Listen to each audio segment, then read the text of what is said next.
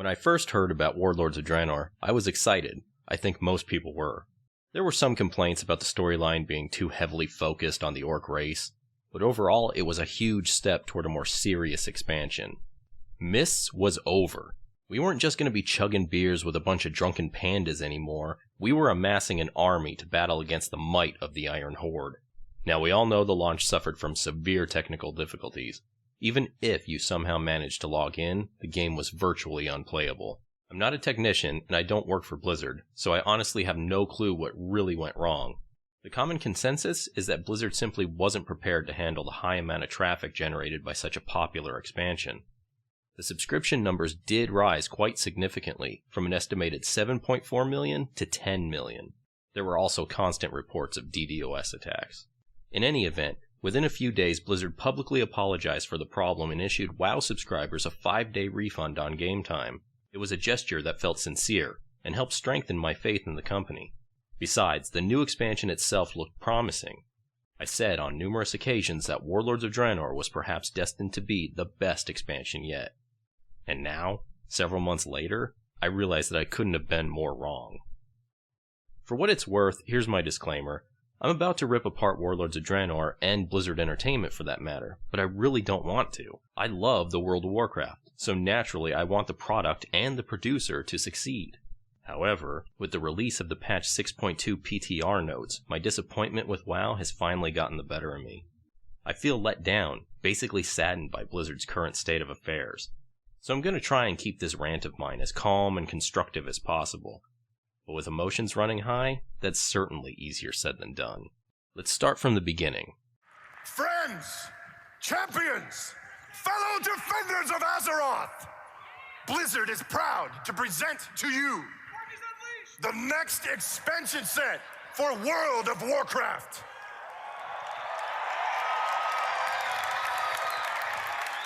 We call it Warlords of Draenor!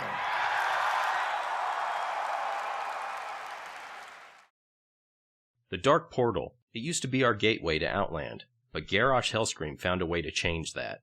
The portal now takes us to an alternate version of Draenor, roughly 30 years in the past.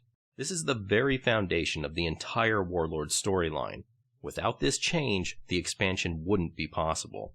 But why am I bothering to mention it? Well, bear with me for just a second. I know this is going to sound like a really petty and stupid complaint, but I don't like how we're left to access Outland now. Why? Because it's one of many shining reminders of how hastily Warlords was rushed out the door. Back at BlizzCon 2013, this is what Blizzard had to say about the Dark Portal change. Yeah, if you think about it right now, the timeline is currently broken. Ever since we did Cataclysm, right? If you were leveling up a character today, you're playing in the Cataclysm timeline from level 1 to 60. Then you go back in time, kinda, to Outland, and then to Lich King, and then back to the current timeline for the rest of Cataclysm. So that's already kind of a jumbled mess. So one of the things that we're thinking about doing is making it so the way that you access the Outland is conceptually through the Caverns of Time, because it's already sort of in this kind of broken timeline. That reasoning made perfect sense. However, altering the Caverns of Time apparently wasn't considered important enough for anyone to bother with, so the work was never done. Instead, Blizzard rushed out some tiny little dark portals and placed them in Orgrimmar and Stormwind, near the Cataclysm ports. I have a feeling these were temporary placeholders, meant to be used in beta while the Caverns of Time was still scheduled to get a revamp. But ultimately, even these disappeared, and now we're left with generic, unmarked ports that were just carelessly dumped into the game without any thought. Now, before anyone complains, I want to make it perfectly clear, my issue isn't really with the access to Outland itself. That content has been outdated for years. My issue is that Blizzard cut corners at every turn of this expansion, starting with the very portal that launched the whole damn storyline. Blizzard was a company that used to pride itself on delivering solid products. If they didn't live up to the gold standard, they weren't released. Entire games have been scrapped because they weren't deemed good enough to represent the Blizzard name. StarCraft Ghost, Warcraft Adventures, Lord of the Clans, and Titan. These are prime examples of titles that never saw the light of day. The first World of Warcraft expansion, The Burning Crusade, was delayed until January 16, 2007.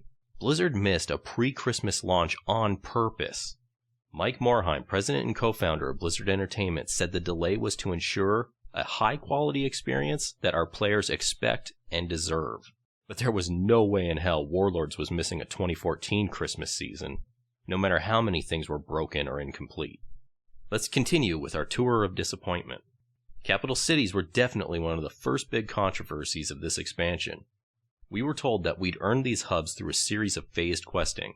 The Horde would take Bladespire Fortress, while the Alliance would lay claim to Caribor. Later, this idea was scrapped. The questing still exists for the most part, but the rewards of earning capital cities have disappeared.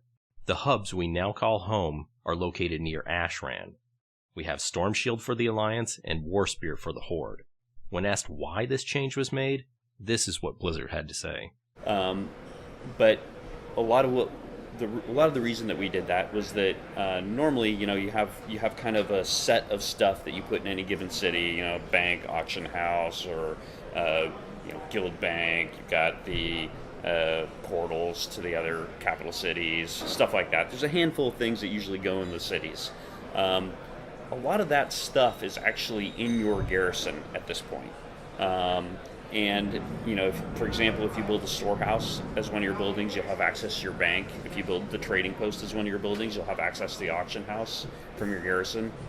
So with that duplication of functionality, the massive spaces that we have with Bladespire and Caribor don't really work very well, because you're either going to use a tiny little segment of it and kind of wonder, like, what's the rest of this place for? Or you have really annoying, inconvenient runs all the way across these big areas. So unfortunately, they just didn't actually work out to be a very good play experience to use them as a city. It's one of those things where it's a cool idea, but when you actually play it, you'd be like, this is terrible. Why did you guys do this? So some of those things are now split between all those things are now split between the Garrison and the Ashran hubs. For example, the Ashran hubs still have a couple of key vendors that you'll want to go to, like the Apexis Shard vendors, some blueprints vendors for your garrison, stuff like that. So there are some important things there that you'll still want to go to, but not as much as you would use a normal capital city.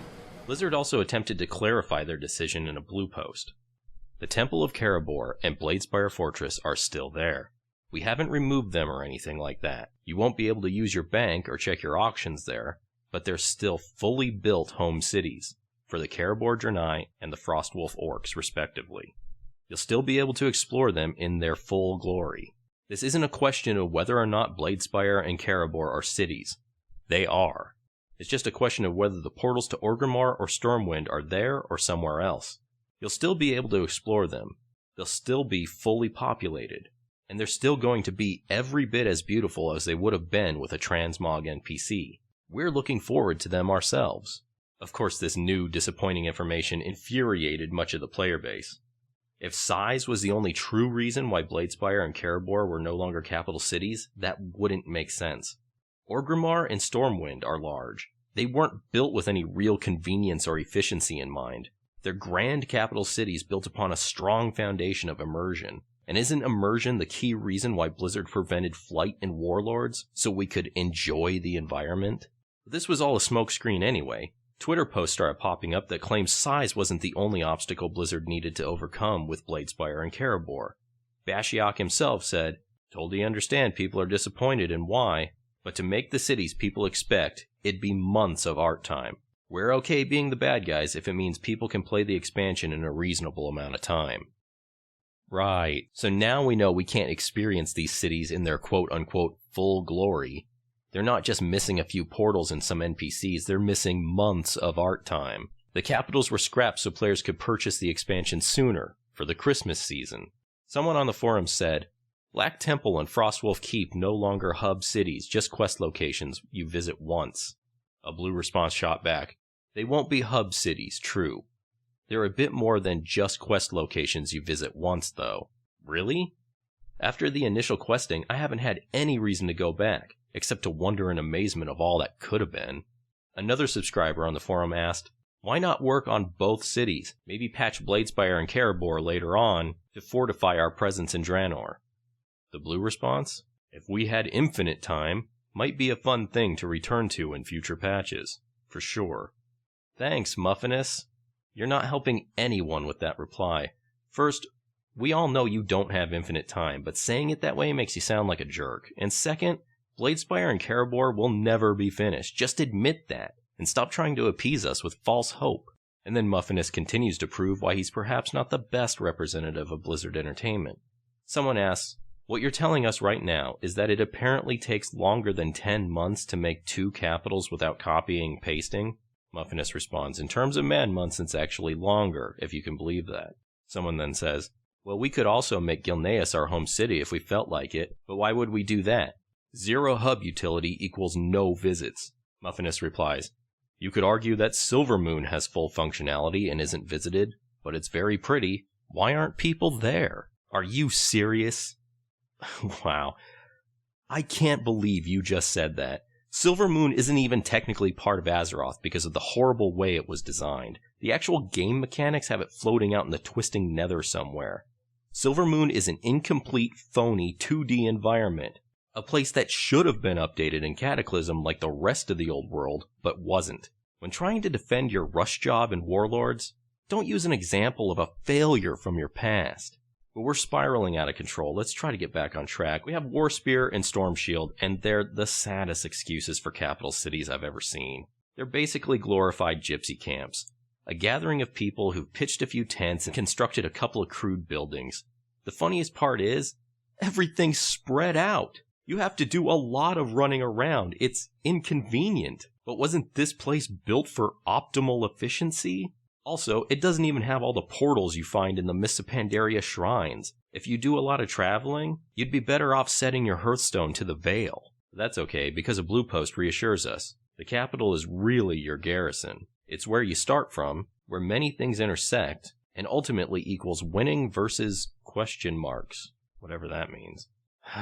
Muffinus, after all this time, I didn't realize how much I loved you until I started making this video. Well, let's take your advice. Let's forget about capital cities and head to our garrisons, because that's where the real action is. Oh, and viewer, in case you're wondering where your garrison is, well, it's located in the only place Blizzard allowed you to put it. Back at BlizzCon 2013, we were told we'd have a choice in where to place our garrisons.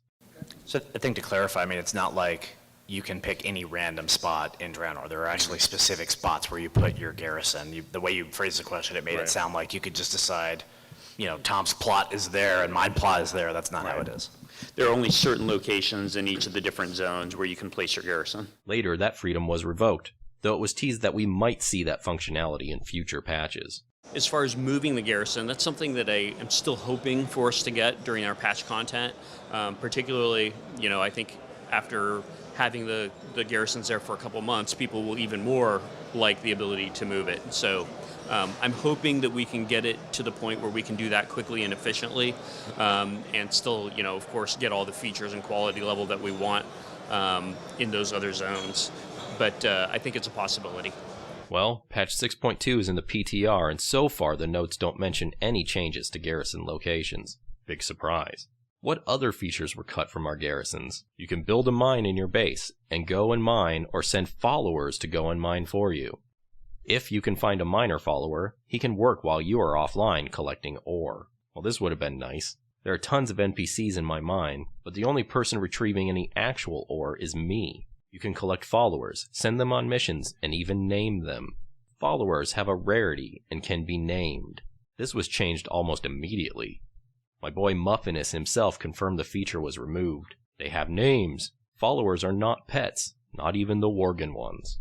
You can collect trophies by doing things such as killing a rare spawn and mounting its head on your town wall. That would have been really cool. I would have enjoyed that customization a lot. Too bad it wasn't implemented in the game. Here's another good one. A subscriber on the forum asked, any chance one of our garrison outposts or garrisons can have a watchtower or a cannon tower? The blue response, actively discussing active defenses during invasions. Definitely want to fulfill some of these fantasies. Adding defenses and weaponry to our garrison would have given us a lot of variety, and kept invasions from feeling repetitive and stale. As it stands right now, one invasion is basically no different from another. Any chance we can have prisoners of enemy factions in our garrisons? I'd love to have gnome slaves and goblin overseers, please. That's funny, I actually made that same suggestion in my very first WoW video. The blue response? This was going to be a feature of the barracks jail at one point. Maybe we'll revisit it in the future with some fun quest givers. Yeah, that's another thing that's probably never going to happen. One subscriber shared his concerns on the forum. Seriously scared about such restrictive garrison customization. The blue response? Customization is certainly cool, but as we've said, it's not the #1 priority. Fun gameplay comes first. What? Customization, like hunting down rares for trophies, is a perfect example of something that's both fun content and unique to individuals, depending on what rares they manage to kill. Also, the blue poster goes on to say, have some customization options in the works. Monuments, garrison banners, and racial guards, to name a few. There are only 6 monuments to shoot for. There are no garrison banners, and racial guards can only be activated if you're exalted with old game factions. This is next to nothing in the way of new content. And where's the other stuff? This blue poster named 3 customization options to quote-unquote name a few. Like there were a ton of things he was keeping secret to be revealed at a later date. Oh, Blizzard, if you delivered a little bit more of everything you hyped, I wouldn't have time to make videos like this. I'd be in-game enjoying Warlords of Draenor. Of course, if the expansion wasn't so rushed, I wouldn't have a need to make videos like this, period. I'll end my garrison bashing with this. A subscriber on the forum said, so what's the deal with garrisons and alts? Account-wide? Or are we going to be asked to micromanage 11 garrisons every day like mop farms today? Muffinist said, this is a key part of our garrison discussions. Definitely want to avoid the log in and farm on 7 tunes a day gameplay. Well, Muffy, you definitely missed the mark on that one. Oh boy, did you ever miss the mark on that one. Moving on to patch 6.1, we had a huge content drought. We got Twitter integration and an heirloom tab, a music box was added to our garrisons, and we finally received our long-awaited Blood Elf model revamps. It's at this point, everyone started to question why there was nothing new to do. Wasn't the size of the Warcraft development team increased ages ago? WoW executive producer J. Allen Brack said, the World of Warcraft team is 50% larger today than it was when we shipped Mists of Pandaria. We're already working on our next expansion, he said. We already have ideas for the expansion after that. We've never been larger. We've never been more forward-thinking about the types of things we can do with World of Warcraft. At the end of Mists of Pandaria, players were stuck with the Siege of Orgrimmar raid tier for far too long. Some subscribers were asking if it might be possible to get a patch 5.5 to fill the void between Siege and Warlords. This was their response. So the awesome thing about that is, if you're concerned about delaying Warlords of Draenor, the thing that you can do to absolutely guarantee we delay Warlords of Draenor is to put another patch in. Like, there's nothing more that's going to delay Warlords of Draenor more than us doing a 5.5, right, or some kind of big patch. Really, if 5.5 took 4 months for us to make it, it would delay the expansion by 4 months, and it doesn't really end up helping. So I understand the concern, and we have that concern big time. Right. It's a really hard problem to solve because there is a one-to-one relationship between At this how much point time in we the do. project, everybody on the team is working on Warlords of Draenor. Yeah. And so any content that we want to do is taking people away from working on Warlords of Draenor to work on that content. That's not as much the case early in the expansion cycle. So, you know, when you think about patch 5.1, and yeah, the quest designers did a lot of work on the, you know, Operation Shield Wall, Dominance Offensive, that kind of stuff. But they didn't really have any zones for Warlords of Draenor to work in yet. So it wasn't actually costing us time on Warlords of Draenor for them to work on that content. But later on in the expansion cycle, it absolutely does. And that's why we've tended to see these big gaps. Someday we'd like to solve that. We'd really like to solve that by increasing our capacity to the point where we can create, you know, parallel content where we can have a full team working on Warlords of Draenor while also having people to spare working on other things. So hopefully, one day. So, while Mists of Pandaria was slowly dying, everyone was working on Warlords of Draenor. Okay, so Warlords should have been chock full of content, right? Wrong. That wasn't the case. Blizzard blamed the lack of progress on the need to train their newly inflated development staff. During Mists of Pandaria, we really increased the size of the team so that we could do more content, but the reality is it was very difficult to bring people onto the team and get them up to the speed and kind of make sure they learn all of our techniques and our philosophies and all that before they are in a position to where they can create really good content. So, we've gotten our team built up to a better size now so that we have another group that's already actively working on the next expansion. Hopefully we also get benefits in terms of the content patches and having them come faster. But for sure, the thing we most want to reduce is the amount of time from the last raid patch to the next expansion. Okay, I'll give Blizzard the benefit of the doubt and say it probably did take a long time to train everyone properly. But then they split the team up and put some employees to work on the next expansion after Warlords? I'm honestly at a loss as to why. Just listen to this clip of Tom Chilton talk about delays, the dev team, and the future of World of Warcraft. We have grown the size of the team during this Pandaria so that we have more capability to do more stuff in the future. That was always something that we felt like would probably slow us down, and it did in the short run. We've kind of been reluctant to grow the size of the team significantly up until recently, because clearly with the size of the team that we had, we were just never going to get to the faster expansions. So we added in the neighborhood of about 80 people, and since then they have really gotten up to speed. They've created a lot of content for Warlords of Draenor. They've really kind of hit their stride, and I feel like we're better positioned to do expansions faster in the future. He keeps mentioning faster expansions, but do we really want that? I certainly don't, not if they're going to be hacked and slashed to pieces. This yearly expansion model they're so desperately striving for is a total joke. Take a look at how rushed and sloppy Warlords is. Do we actually want to see a more rapid increase in production that'll inevitably carry an astonishing decrease in quality? Now's a good time to remind everyone that Warlords of Draenor was more expensive than all the other previous WoW expansions. We paid more for less. And it's especially crappy for players in the UK who saw subscription prices increase on top of that. There are no new scenarios in Warlords, no new battlegrounds, no new arena maps. There are no new classes or races, though I have to admit I'm not the slightest bit sad about that last one. Adding classes and races to the game for no good reason only makes things feel bloated and causes all sorts of balancing issues. But I mentioned the lack of new classes and races just to point out that no precious employee time was spent in that realm of development either. What would you say you do here? The Burning Crusade had 16 dungeons, all original content. Wrath of the Lich King had 16 dungeons, again, all original content.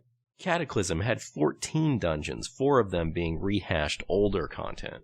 Mists of Pandaria had 9 dungeons, 3 of them being rehashed older content. Warlords of Draenor only has 8 dungeons. All original, but still, it's the lowest count ever. And while that number still has a potential to rise, I seriously doubt it will. Lately, Blizzard seems to have taken the stance that dungeons aren't worth developing, because they're only valid until players start raiding. Basically, I think this is a cop-out. I also consider it a design flaw on Blizzard's part. The idea of dungeons isn't broken or obsolete. They just need to be reimagined, and their reward system should be fixed. But maybe I'll address that subject in a future video. Okay, we're nearing my biggest complaint, but before I get there, I need to go through some random tiny complaints, rapid fire style. A blue post said, "There will be a dragonfly mount to go with the larger dragonflies found in Draenor." This never came to pass. I suppose that's a good thing though, because on a scale of 1 to 10, any mount that rates cooler than 5 gets thrown into the Blizzard store. My wallet can't afford to be drained anymore. Pet battles are fun, but acquiring new pets is usually a mundane experience. They're often dropped by things you kill, or they're just captured in battle. There was going to be a pet breeding feature in our garrisons, but that feature was abandoned.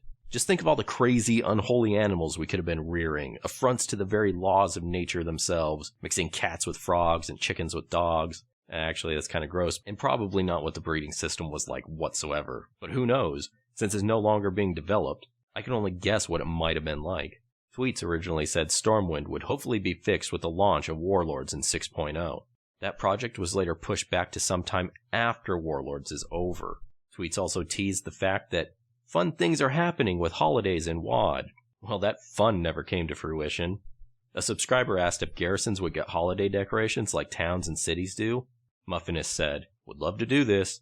Take a lot of time to set up. We'll see." Of course, coding a string of Christmas lights or hiding Easter eggs inside a garrison would have cost us a raid tier. Noble Garden was updated this year, with a single pet you can't even battle because Blizzard couldn't be bothered to program it with any fighting abilities. Children's Week 2015 came with a brand new green balloon toy. It cost just under 3 silver pieces to purchase. Fun things are happening with holidays in WoD. You see this green balloon? It's inflated with fun. Darker Nights? Realistic world-building illusion? They made a pass on some of the worst offenders. Buy your BlizzCon tickets now, they're only $203. Go listen to Blizzard hype up even more stuff they'll never deliver. Zanger Sea was supposed to be this really cool place built solely because the dev team was super excited by the proposed concept art. It was supposed to be the home of giant fungal whales, but the whales are missing. Perhaps some other time travelers beat us to them. We were told that the Dark Iron Dwarves would play a big part in Warlords. As far as I know, this storyline was scrapped. I didn't do every quest available for the Horde and Alliance, but all I saw of the Dark Iron was a place called Bastion's Rise, which was destroyed before players could even reach it. Am I missing something? A subscriber posted on the forums, "Please reconsider no dailies."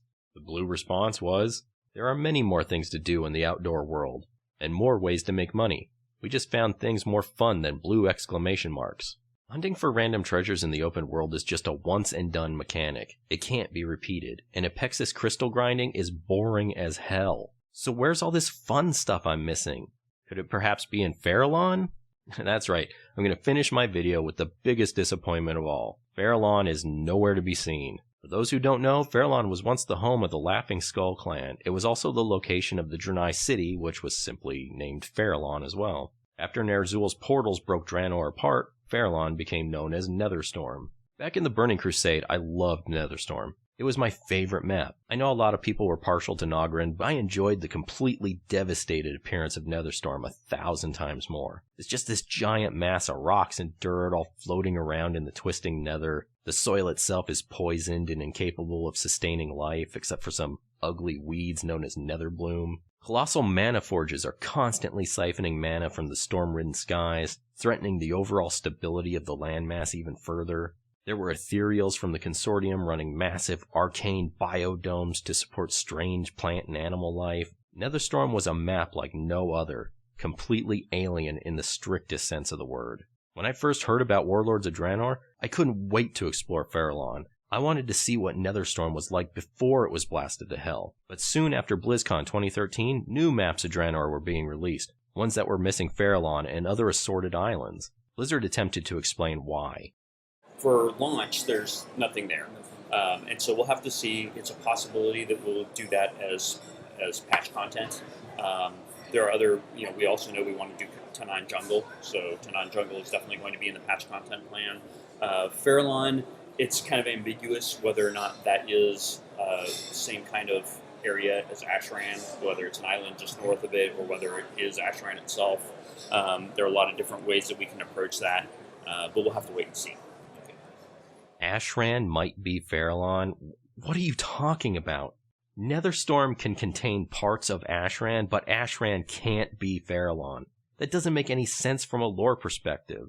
And I'm someone who barely even knows the lore. Farallon is also known as the Fields of Farallon, or the Plains of Farallon. Where are the fields and plains in Ashran? Where's the home of the Laughing Skull clan? Where is the Draenor city, Farallon, in Ashran? And, just for the sake of one incredibly stupid argument, let's pretend that Ashran is in fact Farallon. That's still not a good excuse for why you completely erased large chunks of real estate from the original Draenor map displayed back at BlizzCon 2013. Blizzard was so damn proud of the size of Draenor that they compared it to the original Outland map. But that comparison doesn't mean anything when they cut island maps like Farallon, and they launched the expansion with Tanan Jungle unfinished. Again, Blizzard, I'm not blaming you guys for dreaming big. I want you to dream big, and I understand that you're not always going to achieve your dreams. But my biggest complaint is the rush. It seems every time you guys mention your dev team now, you're hyping up future expansions. Well, how can I possibly be excited about future expansions when I see how poorly you're handling this one? I'd rather have a slowly made, quality product than a hastily pieced together, half-assed rush job. To make matters worse with the whole Farallon issue, Blizzard constantly references the place. Since launch, we've sent our Garrison followers on missions to pinpoint its exact location. And now in patch 6.2, part of the legendary Ring quest chain has us sending naval ships there. Ships that only our Garrison followers can sail upon. The quest text talks about how awesome Farallon is, and then jokingly says, It's nearly impossible to get to. You know what, Blizzard? Despite all my criticism, I've been really calm and respectful up until now. It's nearly impossible to get to. Fuck you. This joke is such a slap in the face to the people who play your game.